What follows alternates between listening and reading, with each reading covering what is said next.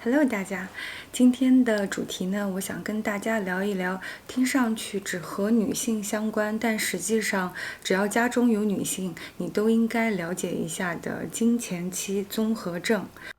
本人说话语速偏慢，如有需求，可以考虑开启22222倍速。为什么这周的主题突然想跟大家聊这个呢？是因为本来这期的主题我是想跟大家分享一本我近期刚读完的一本书。我在写稿的时候呢，我就发现，就是无论我怎么写，我就是觉得不满意，然后一直就是写了又推翻，写了又推翻，而且整个人感觉非常的疲倦，然后注意力也不集中。于是我就打开了我的那个追踪我生理期的那个 APP， 然后看了一下，果不其然，姨妈要来了。结果今天早上一起床，整个人就是神清气爽，忽然就是觉得刚刚之前所描述的那些症状全部都没有了。再之后呢，姨妈真的来了，所以呢，我索性就将我原计划完完全全推翻。这周就想跟大家分享一下经前期综合症。首先呢，我想给大家看一张我在网上找到的图，我觉得这张图描述的特别仔细，于是我就给它翻译成了一张 PPT。如果你在每月生理期来潮前也有以上这些症状，那可能就是经前期综合症的体现。经前期综合症的英文名叫做 Premenstrual Syndrome， 简称也可以叫做 PMS。它是指妇女在月经周期的后期，也就是黄体期的14天到28天之内表现出的一系列生理和情感方面的不适症状。症状与精神和内科疾病无关，并在卵泡期缓解，在月经来潮后自行恢复到没有任何症状状态。研究表明，世界上有高达75%的生育女性都拥有这样的烦恼。虽然说目前引起经前期综合症的因素尚不明确，但是有以下几个因素可能会导致你产生这些症状：一就是激素周期性的变化；二，大脑中的化学变化；三，抑郁症。经前期综合症当中还有一个分支叫做经前期焦虑症，英文的简称叫做 PMDD。拥有 PMDD 的女性的症状呢，会比 PMS 来的症状要强烈许多，她们占到的比例有3%到8%。要怎么去判断你自己是 PMS 还是 PMDD 呢？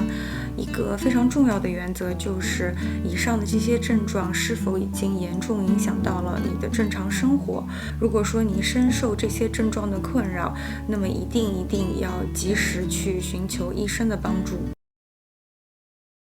如何去减轻经前期综合症的这些症状呢？首先呢，就是加强有氧运动。我个人认为这个对我来说其实还是挺有帮助的。我自己有意识到，我在坚持运动的期间呢，这些症状确实会有缓解，但切记一定不要过量，因为这个时候你的身体其实是需要进入一个休息的状态的。第二就是减少摄入已知的诱发饮食因素，比如糖、盐、咖啡因、乳制品和酒精的摄入量。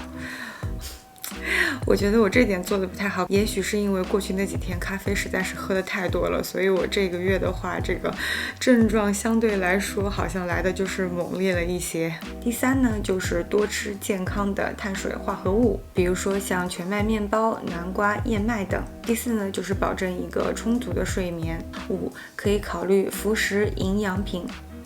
第六呢，就是管理压力。我觉得管理压力这件事情可能是每一个现代人的必修课，确实有很多方法是可以帮助我们缓解压力的，就比如说刚刚说过的运动呀，包括现在非常流行的正念冥想，但是呢因人而异，因为我觉得每个人舒压的方式都是不同的，就一定要找到能够帮助你缓解压力的方式。第七是不要吸烟。我在准备这期视频之前呢，有问过一些周围的长辈，就是想问问看他们在生理期来之前有没有任何的身体的不适感。就是虽然每个人给我的反馈都不太一样吧，但是大部分的长辈给我的反馈都是我从来没有经历过以上任何症状。然后他们在听我陈述完我会拥有的症状之后呢，就会给我贴上娇气或者没有过过苦日子这样的标签。然后我就觉得，哎呀，我在写稿的时候呢，仔细的梳理了一下，为什么他们会没有办法理解。第一，他们可能真的没有经历过，所以说不理解也是非常正常的。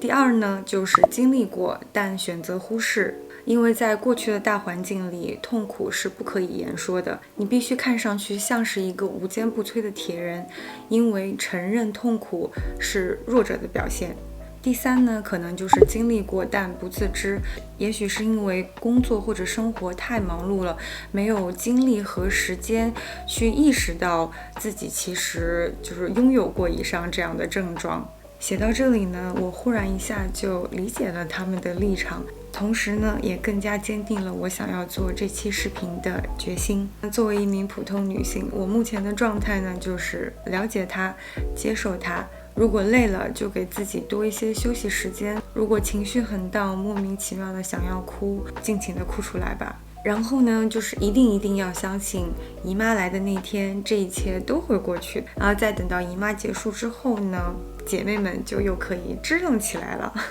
还有很重要的一点就是，如果这些已经严重影响到了你的正常生活，你没有办法自己面对，一定要及时寻求医生的帮助。这个时代，2022年，承认自己的痛苦并不是弱者的表现。我在做这期视频之前呢，有在不同的社交媒体平台尝试搜索生理期或者经期有关的内容，但是出来的内容呢，大部分和生理期减脂或者生理期如何运动相关。我个人的感受就是，我希望大家能够更加的善待自己。我们先天由于生理的初始配置，相对于男性来说就是没有那么公平的，所以希望大家呢对自己也不要那么苛刻，可以在生理期的这段时间享受所谓的女性特权吧，好好的给自己的身体放个假。